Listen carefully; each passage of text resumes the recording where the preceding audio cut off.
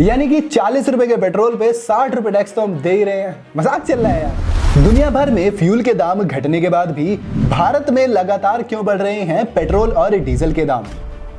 क्यों सरकार पेट्रोल और डीजल को जीएसटी के अंदर लाने को तैयार नहीं है?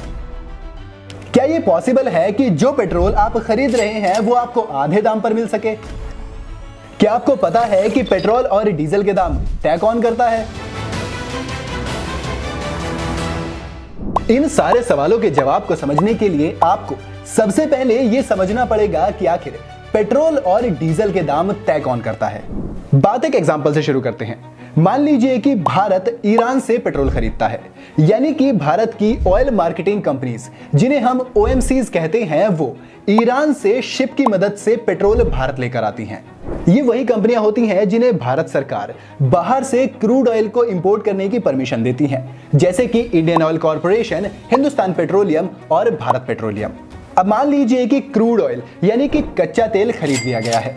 अब इसके खरीदने से लेकर ट्रांसपोर्टेशन तक के खर्चे को कॉस्ट एंड फ्रेट प्राइस कहते हैं। इसके बाद इसमें इंपोर्ट प्राइस भी जुड़ जाता है। अब ये इंपोर्ट प्राइस क्या होता है? आप इसे ऐसे समझिए कि जब तेल शिप में लोड किया जाता है तो उसका इंश्योरेंस किया जाता है, बिल्कुल वैसे जैसे आपका और आपकी बाइक का होता है। अब भारत आते आते कुछ तेल इधर उधर गिर भी जाता है, जिसे डैमेज में कंसीडर किया जाता है। इसी के साथ जब शिप जिस इंडियन पोर्ट पर आकर रुकती है, उसका चार्ज भी इंपोर्ट प्राइस में जुड़कर एक टोटल इंपोर्ट प्राइस बनाता है।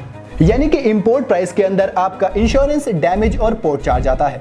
अब तक ईरान से आने वाले तेल पर इंपोर्ट कॉस्ट और कॉस्ट एंड फ्रेट प्राइस लग चुका है। इसके बाद ओएमसीज इस क्रूड ऑयल को रिफाइन होने के लिए रिफाइनरी भेजती हैं, जहां इस पर रिफाइनरी चार्ज लगाया जाता है। रिफाइन होने के बाद अब ये ओएमसीज इस पेट्रोल और डीजल को डीलर्स तक पहुंचाती हैं। ये वही डीलर्स होते हैं जो इस पेट्रोल और डीजल को आपके व्हीकल्स तक पहुंचाते हैं।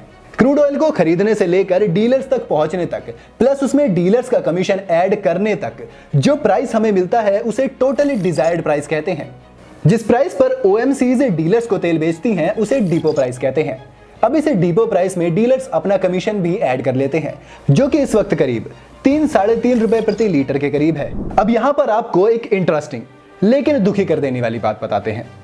असल में डिपो प्राइस जिस पर डीलर्स को पेट्रोल बेचा जाता है, वो रिटेल प्राइस से लगभग आधा होता है। अभी बात दुखी कर देने वाली इसलिए है क्योंकि यहीं पर वो कारण आता है जहां पर सरकार जानबूझकर पेट्रोल और डीजल के दाम बढ़ाती है, जो कि कुछ और नहीं, सेंट्रल गवर्नमेंट के द्वारा लगाई जाने वाली एक्साइज ड्यूटी है। अक्टूबर 2021 की एक रिपोर्ट की माने तो सरकार पेट्रोल पर 31% और डीजल पर 34% एक्साइज ड्यूटी ले रही थी। यानी अगर हम ये मान लें कि आज पेट्रोल के दाम 100 रुपए हैं, तो उसमें से केंद्र सरकार लगभग 35 रुपए हमसे एक्साइज ड्यूटी के रूप में ले रही है। ये तो रही सेंट्रल गवर्नमेंट की बात। अब आते हैं स्टेट गवर्नमेंट यानी कि राज्य सरकारों पर, जो सेंट्रल गवर्नमेंट की एक्साइज ड्यूटी से अलग वैट यानी कि सेल्स टैक्स लगाती हैं। ये वैट हर राज्य में अलग अलग होता है और यही वजह है कि हर राज्य में पेट्रोल और डीजल के दाम अलग अलग होते हैं। 2021 की उसी रिपोर्ट की माने तो राज्य सरकार ऑन एन एवरेज वैट लगभग 25% के आसपास ले रही हैं। यानी कि अगर पेट्रोल की कीमत 100 रुपए है तो उसमें से 35 रुपए केंद्र सरकार और राज्य सरकार 25 रुपए लेती है। और अगर दोनों को हम जोड़ दें तो करीब 60 रुपए हम टैक्स ही पेट्रोल पर दे रहे हैं। यानी कि 40 रुपए के पेट्रोल पे 60 रुपए टैक्स तो हम दे ही रहे हैं। मजाक चल रहा है यार। इतने टैक्स के लिए जब सरकार से पूछा गया कि वो एक्साइज ड्यूटी क्यों बढ़ा रही है, तो उनका जवाब था इंफ्रास्ट्रक्चर। यानी अगर आप 1 लीटर तेल भरवाते हैं तो सरकार आपसे 60 रुपए सड़क बनाने के लिए ले रही है। अब यहां पर आपको एक और इंटरेस्टिंग लेकिन दुखी कर देने वाली बात बताते हैं। 2014 से 2017 तक कच्चे तेल के दामों में इंटरनेशनल मार्केट में भारी गिरावट आई, और ये भारी गिरावट भी कोई 1 या 2 रुपए वाली नहीं थी, बल्कि क्रूड ऑयल के दाम $110 प्रति बैरल से $25 प्रति बैरल हो गए थे। लेकिन फिर भी भारत में पेट्रोल के दाम कम नहीं हुए थे, क्योंकि सेंट्रल गवर्नमेंट ने एक्साइज ड्यूटी को और बढ़ा दिया, जिससे कि पेट्रोल के दाम लगभग उतने के उतने ही रहे। 2014 से आज तक एक्साइज ड्यूटी कितनी बड़ी है ये सुनकर आप और भी ज्यादा दुखी हो सकते हैं। 2014 में जहां एक्साइज ड्यूटी 9 रुपए 48 पैसे थी, वो बढ़कर अब करीब 33 रुपए हो गई है, जिसका इस्तेमाल होना था देश के इंफ्रास्ट्रक्चर डेवलपमेंट में। अब टैक्स तो 3 गुना हो गया है, लेकिन क्या देश का विकास 3 गुना रफ्तार से हो रहा है? आप अपनी राय हमें कमेंट में बताएं।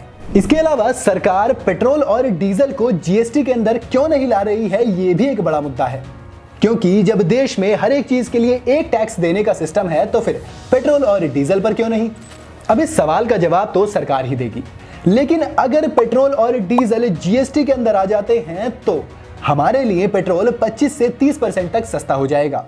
इसे ऐसे समझते हैं, अब अगर फ्यूल जीएसटी के अंदर आता है और सबसे टॉप वाले स्लैब यानी कि 28% उसमें टैक्स लगता है तो केंद्र सरकार की 35% की एक्साइज ड्यूटी और राज्य सरकार की 25% का वैट दोनों हटकर सिर्फ 28% का जीएसटी बचेगा, जिससे कि अब हमें 60 की जगह अब सिर्फ 28 रुपए टैक्स के रूप में देने होंगे।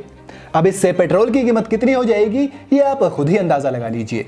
अब यहीं पर अगर राज्य सरकार और केंद्र सरकार दोनों अपने टैक्स में थोड़ा कम कर दें तो भी पेट्रोल और डीजल के दाम में गिरावट आ जाएगी, जो कि इलेक्शन के टाइम पर अमूमन हमें देखने को मिल ही जाता है। अब आपको एक और इंटरेस्टिंग लेकिन दुखी कर देने वाली बात बताते हैं। अगर आप गूगल पर सर्च करें which country has the highest tax on petrol तो इसका जवाब आएगा इंडिया। अब सवाल आता है कि इस टैक्स से सरकार कितना कमाती है? तो आपकी जेब से जबरदस्ती लिए जाने वाले इस टैक्स से सरकार ने 2020-21 में 3,89,000 करोड़ रुपए इकट्ठा किए थे, जिनका क्या हुआ ये तो भगवान ही जाने। तो अब अगर बात करें कि पूरी दुनिया और भारत में पेट्रोल के दामों में क्या अंतर है, तो दुनिया में कई ऐसे देश हैं जहां भारत से बहुत महंगा पेट्रोल है, जैसे नीदरलैंड और नॉर्वे।